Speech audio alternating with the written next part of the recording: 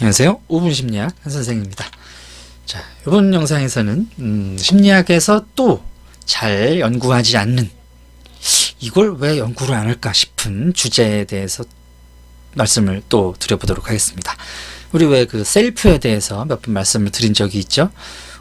굉장히 중요한 개념임에도 불구하고 셀프에 대한 그런 합의된 정의가 없다. 그래서 이제 셀프 관련된 개념들은 상당히 많지만 셀프 자체에 대해서는 별로 연구가 이루어지지 않았다라는 말씀을 드렸는데, 이런 식의 개념이 심리학에 또 있습니다. 굉장히 중요한 개념인데 잘 다루지 않아요. 물론 심리학 개론에는 나옵니다. 셀프는 심리학 개론에도 안 나오는데 이 주제는 나옵니다. 그것이 뭐냐 하면, 너무 시간이 많이 갔는데, 바로 정서입니다. 정서. 자, 정서는 이제 영어로 이모션이라고 보통 표현을 하는데, 이 이모션을 번역할 때 이제 정서라고 이제 학술적으로는 번역을 많이 하고요. 예, 보통 익숙하게는 우리가 감정이라고 많이 하는 그 주제가 바로 이모션이 되겠습니다. 이 이모션을 왜 심리학에서는 별로 많이 다루지 않을까요? 자, 일단 심리학은 그 과학으로서의 정체성을 가지고 있고요. 그리고 인간이 문화에 따라서 그렇게 막 질적인 차이를 보인다는 것보다는, 그런 가정보다는 인간이 이제 보편적인 이런 신체, 뇌, 신경계, 이런 보편적인 시스템을 가지고 있기 때문에 문화 차이가 그렇게 크지 않다. 인간의 행동은 보편적인 차원으로 이해를 할 수 있다라는 생각이 굉장히 큽니다. 그래서 이제 심리학에서 정서라는 주제는 굉장히 보편적으로 이해가 돼요, 보통은. 그래서 이 정서는 이제 어떻게 이해가 되고 있느냐 하면, 어떤 자극에 대한 생물학적인 반응이라는 측면이 굉장히 크다는 거죠.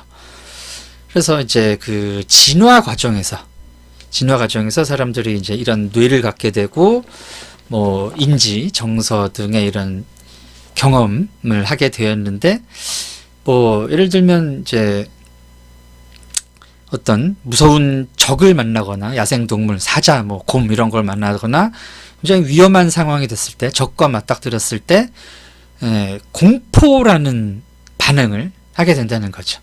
그래서 우리가 그 위험에 대처하기 위해서 몸을 준비시키는 과정에서 뭐 호흡도 가빠지고, 뭐 소름도 끼치고, 뭐 그 심장도 두근두근 뛰고, 뭐 아드레날린이 분비돼서 등등 이제 이런 게 있지 않습니까?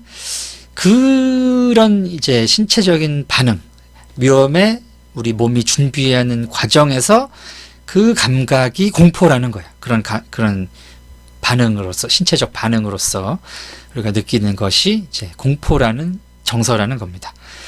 그래서 이제 심리학은 그 기본 정서라는 개념을 이야기를 하는데, 공포, 놀람, 슬픔, 기쁨, 혐오, 하나가 뭐죠? 6가지 기본 정서를 보통 얘기를 하고요. 이런 것들이 대개 이제 그런 외부의 어떤 위협이라든지 아니면 어떤 결과, 내가 기쁨 같은 거를 예로 들자면, 뭐 이제 내가 원하는 걸 얻었을 때 굉장히 또 도파민이 나오면서 짜릿한 느낌이 들고 기분이 좋다.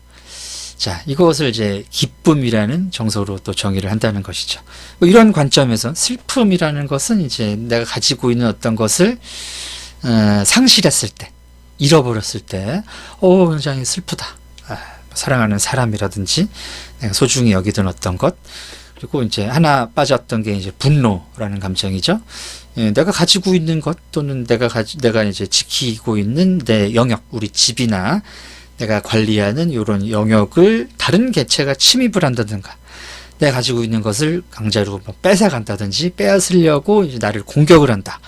자, 이럴 때 이제 화를 내면서 그 개를 쫓아내고 맞서 싸우는 이런 반응을 해야 되지 않겠습니까?